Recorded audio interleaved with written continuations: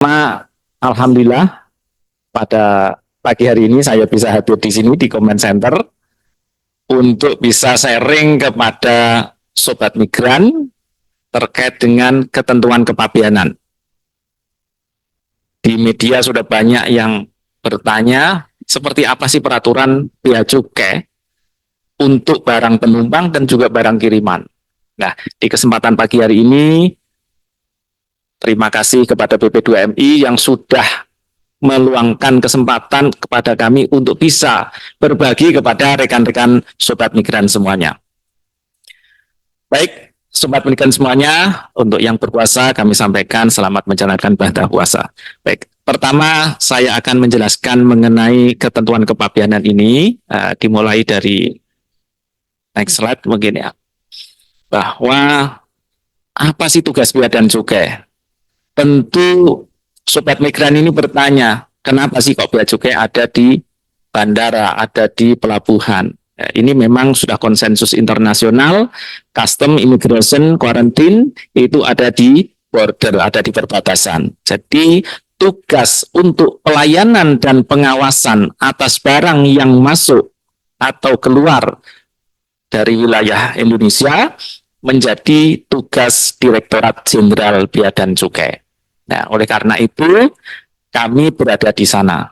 Dan di kesempatan pagi hari ini saya mengenakan uniform, mengenakan seragam bea cukai supaya sobat migran juga tahu seperti apa seragam bea cukai. Jangan sampai nanti begitu di bandara ini semuanya bea cukai. Ya, tentu teman-teman akan menggunakan uniform seperti ini atau bisa jadi menggunakan rompi yang biasanya tulisannya gede customs gitu ya. Baik, ini tugas bea cukai, jadi ada terkait dengan penerimaan, juga ada terkait melindungi masuknya barang-barang yang dilarang atau dibatasi, kemudian juga memfasilitasi perdagangan atau memberikan dukungan kepada industri. Nah, ini menjadi satu. Nah, sehingga kalau dilihat dari dua sisi, ini akan ada beda antara pelayanan dan di satu sisi pengawasan. Nah, kalau pelayanan kan sebaik mungkin gitu ya, dibaik-baikin, dilayani sebaik mungkin. Sementara kalau pengawasan, namanya orang pengawasan, kalau wajahnya nggak serem ya nanti orang nggak takut gitu ya. Nah, makanya ini harus seimbang antara pelayanan dan pengawasan. Oleh karena itu, ketika melayani, teman-teman juga pasti dengan senyum, ya. Kemudian ketika bertanya, pasti menyapa terlebih dahulu, kemudian ketika memeriksa barang, nanti akan meminta izin terlebih dahulu. Oke, next slide ya. Kita bertanya, apa sih impor? Ya, mungkin sobat migran beranggapan bahwa kalau sekedar saya pulang ke Indonesia, maka ya itu bukan kegiatan impor. Nah, ini yang perlu kami pahamkan dulu, bahwa kegiatan impor itu memasukkan barang dari luar negeri, dari luar daerah pabean ke dalam daerah pabean. Bisa jadi masuknya barang dengan diangkut pesawat udara, bisa diangkut dengan kapal laut, bisa dengan truk, misalnya yang di perbatasan, atau bahkan mobil pribadi juga di perbatasan antara Indonesia dengan Timor Leste atau Indonesia dengan Malaysia. Nah, kemudian juga bisa berjalan kaki, yang di perbatasan ini juga ada yang melakukan jalan kaki, ya, melintas begitu saja. Itu mekanisme untuk barang masuk ke Indonesia, dan orang yang membawa barang masuk ke Indonesia itu disebut sebagai importer.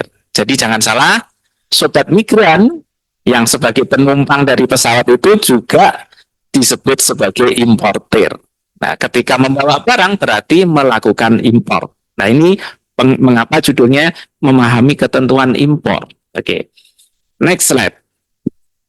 Berikutnya, kalau sobat migran memasukkan barang ke Indonesia, ini mekanismenya apa saja? Ada 3.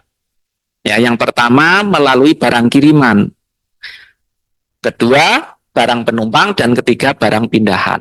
Nah, kapan barang kiriman? Ketika sobat migran masih sedang berada di luar negeri. Ya, ketika masih bekerja di luar negeri, kemudian mengirimkan barang kepada keluarga di dalam negeri, maka mekanismenya ini sebagai barang kiriman.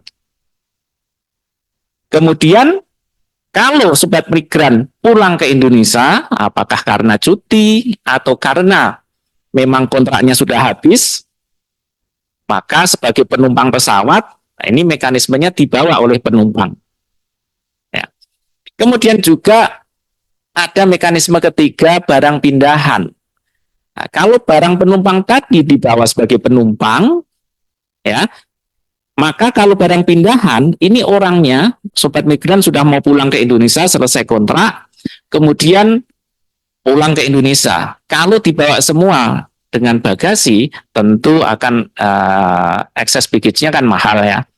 Ya, ini bisa dikirim sebagai barang pindahan. Ya, tapi nanti ada syarat-syaratnya di belakang. Oke, baik. Next slide. Oke, lanjut. Kemudian bertanya lagi, apakah semua PMI yang di luar negeri itu bisa mengirimkan barang dan mendapatkan fasilitas? Nah, ini yang jadi pertanyaan. Ya. Peraturan Menteri Keuangan nomor 141 tahun 2023 itu mengatur yang diberikan pembebasan bea masuk dan pajak impor atas barang yang dikirim. Ya, ini kita bicara barang kiriman dulu ya, jangan salah-salah. Nanti ada 3, barang kiriman, penumpang, pindahan. Sekarang kita fokus ke barang kiriman dulu. Barang kiriman, subjeknya sudah ditentukan. Pertama, pekerja migran yang berangkat secara prosedural. Nah, berarti pasti terdaftar di BP2MI. Biasanya memiliki IPMI. Nah, ini yang akan diberikan fasilitas pembebasan dengan berapa kali kirim? 3 kali. Masing-masing pengirimannya maksimal 500 US dollar. Gitu ya. Kemudian yang kedua adalah pekerja migran yang tidak terdaftar di BP2MI, tetapi dia lapor diri ke perwakilan Republik Indonesia di luar negeri. Nah, jadi pada saat sudah di luar negeri, ada kewajiban sobat migran untuk lapor diri dan sekaligus untuk menyampaikan kontrak dalam rangka verifikasi oleh perwakilan bahwa menunjukkan yang bersangkutan benar-benar pekerja migran. Karena yang keluar negeri kan belum tentu pekerja migran. Jadi untuk membuktikan bahwa pekerja migran dilampirkan kontrak dalam rangka verifikasi. Nah, untuk pekerja migran yang ini diberikan fasilitas hanya 1 kali pengiriman dengan nilai maksimal 500 US dollar. Kenapa kok beda? Ya, awal-awalnya